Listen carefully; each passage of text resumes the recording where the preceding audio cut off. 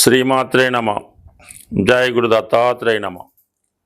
ఈ వీడియోలో మనం 2025వ సంవత్సరం మే నెల 14వ తారీఖు రాత్రి సుమారుగా 9-10 గంటల మధ్యలో మిథున రాశిలోకి మారబోతున్న గురుగ్రహ ప్రభావం వివిధ రాశుల మీద ఏ విధంగా ఉండబోతుంది అని పరిశీలించినప్పుడు ఏదైనా ఒక శుభగ్రహమే, అది మంచి చేసినా చెడు చేసినా జాతకుడికి చివరికి ఆనందాన్ని సంతోషాన్ని మిగులుస్తూ ఉంటుంది. ఏదన్నా ఒక శుభకార్యం జరగాలన్నా, గృహంలో సంతాన సంఖ్య పెరగాలన్నా, అలాగే ఒక వివాహం జరగాలన్నా కంపల్సరిగా గురుబలం తప్పనిసరిగా ఉండవలసి ఉంటుంది. నాడీ శాస్త్ర ప్రకారం గురువు జీవకారకుడు. గురువు ఏ రాశిలో ఉంటే ఆ కారకత్వాలు జాతకుడికి అనుకూలంగా రావడం జరుగుతూ ఉంటుంది. మరి ఏ గ్రహంతో కలిస్తే ఆ గ్రహం యొక్క ఫలితాలు జాతకుడికి అనుకూలంగా రావడం జరుగుతూ ఉంటుంది. సుమారుగా గురుగ్రహం శుక్రగ్రహంతో కలిసినప్పుడు అది స్త్రీ జాతకం అయితే ఆమె చాలా అందంగా, సౌందర్యంగా, మంచి లక్షణాలు కలిగి ఉండడం జరుగుతూ ఉంటుంది. అదే మగవాడి జాతకంలో గురువు శుక్రునితో కలిసినప్పుడు చాలా అందమైనటువంటి మంచి లక్షణాలు కలిగి ఉన్నటువంటి ఆర్థిక పరంగా మంచి కుటుంబం నుంచి భార్య రావడం జరుగుతూ ఉంటుంది.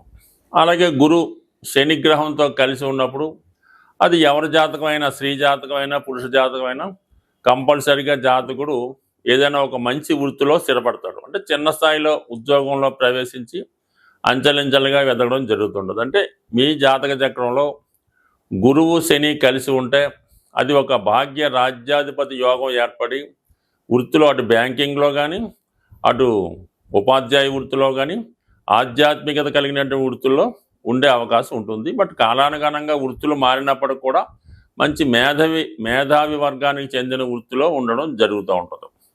మరి ప్రస్తుతం ఈ గురువు మిథున రాశిలోకి ప్రవేశిస్తున్నాడు. అంటే మిథునం అన్నది ఒక విధంగా చాలా ఎడ్యుకేటెడ్ సంబంధించింది, వ్యాపారానికి సంబంధించింది, విదేశ ప్రయాణానికి సంబంధించింది, కమ్యూనికేషన్ సంబంధించింది. ఈ రాశిలోకి గురుగ్రహం ప్రవేశించడం వల్ల ఆటోమేటిక్గా జాతకుడికి కొత్త కొత్త ఆలోచనలు వస్తుంటాయి, కొత్త కొత్త వ్యాపార అవకాశాలు వస్తుంటాయి, విద్యా విషయాల్లో కొత్త విషయాలు తెలుసుకోవడం కూడా జరుగుతూ ఉంటుంది. సరే, ఈ రాశిలో ఉన్నటువంటి నక్షత్రాలు పరిశీలించినప్పుడు మిథున రాశిలో ముందుగా గురువు కుజగ్రహ నక్షత్రం అయినటువంటి మృగశిరలో ప్రవేశిస్తాడు. దానివల్ల ఈ కుజుడు సంబంధించినటువంటి ఫలితాలు అంటే ఏదైనా స్థిరాస్తి కొనుక్కోవడం, ఉద్యోగ ప్రయత్నాలు ఫలించడం, అలాగే అన్నదమ్ములతో సఖ్యత ఏర్పడడం, ముఖ్యంగా రుణాల నుంచి బయటపడతారు. ఎప్పుడు ఈ గురువు మన మృగశిర 3-4 నక్షత్రాల్లో సంచరించినప్పుడు. దాని తర్వాత రాహుగ్రహ నక్షత్రం అయినటువంటి ఆరుద్రలోకి గురువు ప్రవేశిస్తాడు. ఇది జాతకుడికి కొత్త అనుభవాన్ని ఇవ్వడం జరుగుతూ ఉంటుంది.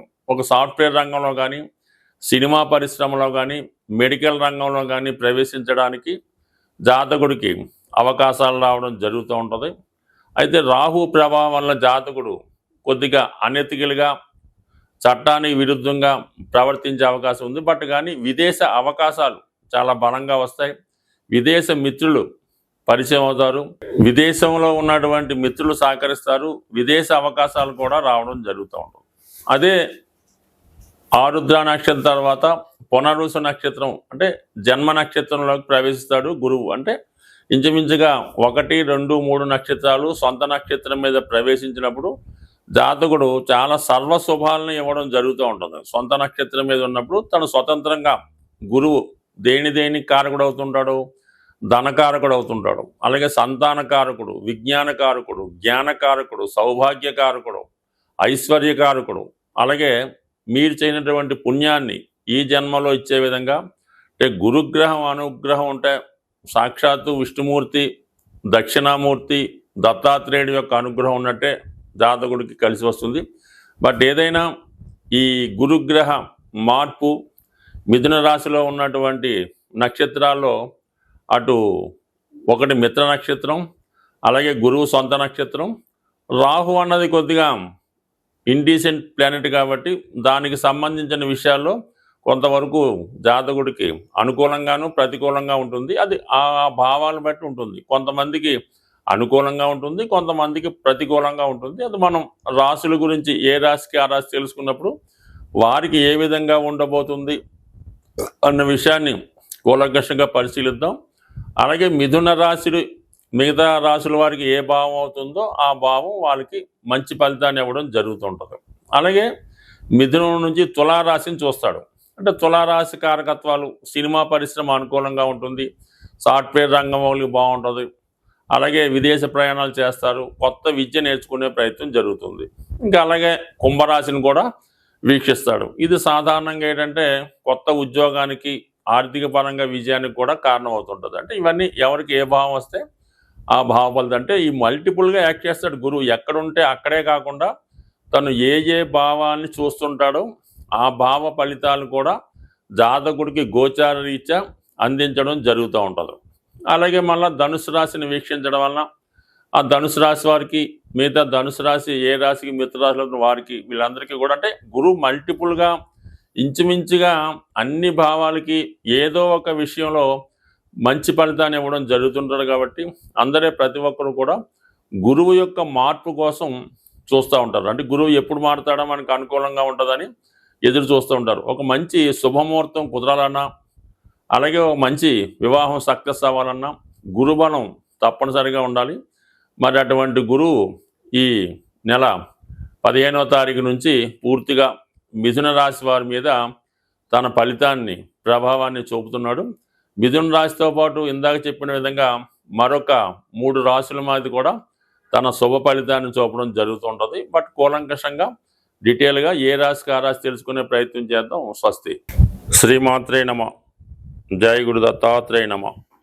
ఈ వీడియోలో మనం మేషరాశి వారికి గురువు యొక్క నూతన రాశి ప్రభావం ఏ విధంగా ఉండబోతుంది అని పరిశీలించినప్పుడు మరి మేషరాశి వారికి గురువు తృతీయ స్థానంలోకి ప్రవేశించడం, ఇది మీకు కమ్యూనికేషన్స్ బాగుంటాయన్నమాట. ముఖ్యంగా 3వ భావం అన్నది విక్రమస్థానం, అలాగే ఉపచయస్థానం. ఏ పని మనం ప్రారంభించాలన్నా 3వ స్థానంలో శుభగ్రహం ఉన్నప్పుడు ఆ పని సజావుగా సాగడం జరుగుతూ ఉంటుంది. ఈ కారణం వల్ల మీరు ఏదన్నా కొత్త ప్రయత్నం చేయాలనుకుంటే ఇది మీకు అనుకూలమైన సమయం. అంటే ముఖ్యంగా ఏమైంది, 3వ స్థానం అన్నది దగ్గర ప్రయాణాలు. 3లో ఉన్నటువంటి గురువు 9వ స్థానాన్ని చూస్తాడు, అది దూర ప్రయాణాన్ని చెప్తూ ఉంటుంది. అందుకని కంపల్సరీగా మీరు ఈ సమయంలో ఏదైనా విదేశ ప్రయత్నం చేసుకోవచ్చు, దూర ప్రాంత ప్రయాణం చేసుకోవచ్చు. ఇది మళ్ళా డిఫరెంట్గా ఉండడం జరుగుతుంది. విద్యా నిమిత్తం విద్యార్థులు వెళ్ళవచ్చు, పుణ్యక్షేత్రాలు దర్శిద్దామనే ఉద్దేశంతో కొంతమంది ఆధ్యాత్మిక రంగంలో ఉన్నవాళ్ళు దూర ప్రాంతంలో ఉన్నటువంటి పుణ్యక్షేత్రాలు దర్శించడానికి అనుకూలంగా ఉంటుంది.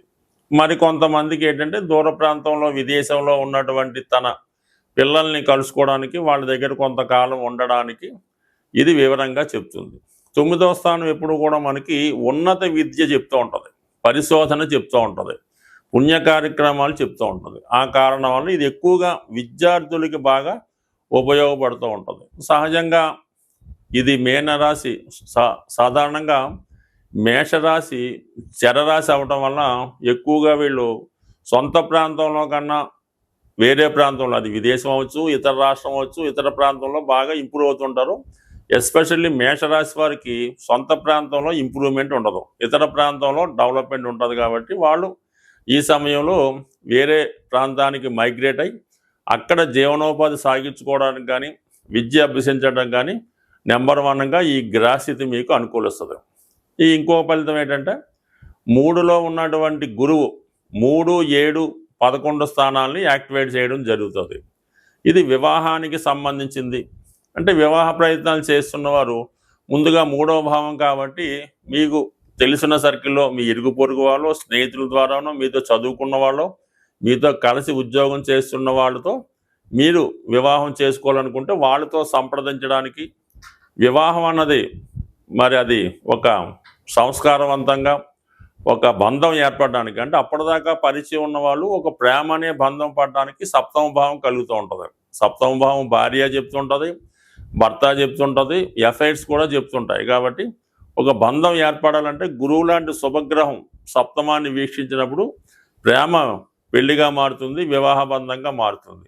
అలాగే లాభస్థానం అన్నది స్నేహం, వివాహం తర్వాత భార్యాభర్తల మధ్య ఉండే స్నేహ సంబంధాన్ని కూడా చెప్తుంది. సో ఈ కారణం వల్ల మీరు వివాహానికి ఇప్పుడు ప్రయత్నం చేస్తే మీకు తెలుసున్న సర్కిల్లో పెద్దల అంగీకారంతో సాంప్రదాయంగా వివాహం జరిగే అవకాశం ఉంటుంది. ఈ రెండు ముఖ్యంగా ఈ రాశి వారికి అనుకూలించే విషయాలు. ఇక మిగతా విషయాలు చూసుకున్నప్పుడు కొత్తగా పరిచయాలు ఏర్పడతాయి, మంచి స్నేహితులు వస్తారు, మీ యొక్క సలహాతో ఇతరులు బాగుపడుతూ ఉంటారు. ఇది ఉపాధ్యాయ వృత్తిలో ఉన్న వాళ్ళకి, న్యాయవాది వృత్తిలో ఉన్న వాళ్ళకి, ఆధ్యాత్మిక రంగంలో ఉన్న వాళ్ళకి కూడా కొత్తగా ఇది బాగా ఉపయోగపడుతుంది. మీ యొక్క క్లయింట్స్ సంఖ్య పెరుగుతారు, తద్వారా మీ ఆదాయం కూడా పెరుగుతుంది. ఆర్థిక పరంగా మీరు చాలా అనుకూలంగా ఉంటారు. ఇవన్నిటికన్నా మీరు ఆరోగ్యవంతంగా సంస్కారవంతంగా ఉండే అవకాశం ఉన్నది. అంటే ఓవరాల్గా గురువు మీకు ఈ సంవత్సరంలో ఉన్నత విద్యా అవకాశాలు, విదేశ ప్రయాణాలు కానీ, వివాహం జరగడం కానీ, ఒక మీకు కానప్పుడు మీ యొక్క కుటుంబంలో ఎవరికన్నా ఒక శుభకార్యం జరిగే ప్రయత్నం జరుగుతుంది. అది ప్రయత్నపూర్వకంగా ఫలించే అవకాశం ఉన్నది. స్వస్తి. ఏదైనా ఒక గ్రహం ఒక రాశి నుంచి ఇంకొక రాశిలోకి మారినప్పుడు కొంతమందికి మంచిగాను, కొంతమందికి చెడుగాను ఉండొచ్చు. బట్ ఏదైనా ఏ జాతకం ఏ గ్రహం కూడా ఎవరికి అపకారం చేయదు, అలాగే ఎవరికి పూర్తిగా ఉపకారం చేయదు.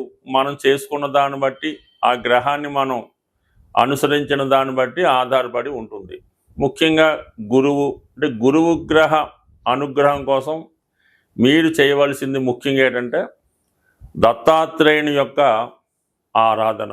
అంటే ఏదైనా గాన్గాపూరో పిఠాపురం లాంటి క్షేత్రాలు దర్శించడం, అంటే గురువుకి ప్రతిరూపమైనటువంటి సాయిబాబా గారు, రాఘవేంద్ర స్వామి అలాంటి క్షేత్రాలు కూడా దర్శించడం.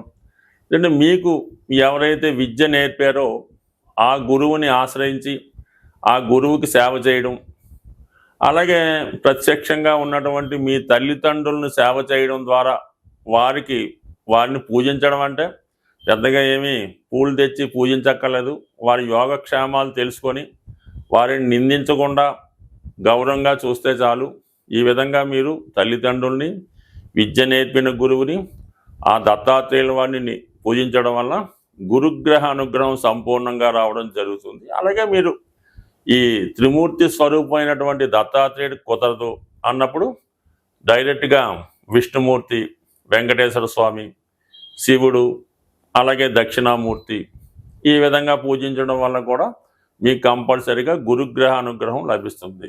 వీటన్నిటికన్నా సూక్ష్మంగా మనం ఈ రెమెడీస్ చేసిన వెంటనే ఫలితం రావాలి అనుకున్న వాళ్ళు గోసేవ. మీరు ఏదన్నా గోశాలకు వెళ్ళి గోవుని దర్శించి, అంటే గోవుకి సేవ చేయాలి. ఆ గోశాల శుభ్రంగా తుట్టడం, ఆ గోవుకి శుభ్రంగా మంచి గాలి తగిలేలాగా ఓ పెద్ద ఫ్యాన్ ఏర్పాటు చేయడం, అక్కడ పరిసరాలు శుభ్రంగా ఉంచి ఆ సేవ చేయడం వల్ల ఇమీడియట్గా మీకు ఫలితం రావడం జరుగుతూ ఉంటుంది.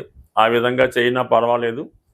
ఏదన్నా మరి ఒక దేవాలయాన్ని చాలా శుభ్రంగా పరిశుభ్రంగా తుడిసి, సీపుడితో తుడిసి, కల్లాపు జల్లి ఆ దేవాలయంలో సేవ చేసిన మీకు గురుగ్రహ అనుగ్రహం సంపూర్ణంగా లభిస్తుంది. ఒక మాట ఏంటంటే గురుగ్రహ అనుగ్రహం ఉంటేనే మిగతా గ్రహాలన్నీ కూడా అనుకూలిస్తాయి.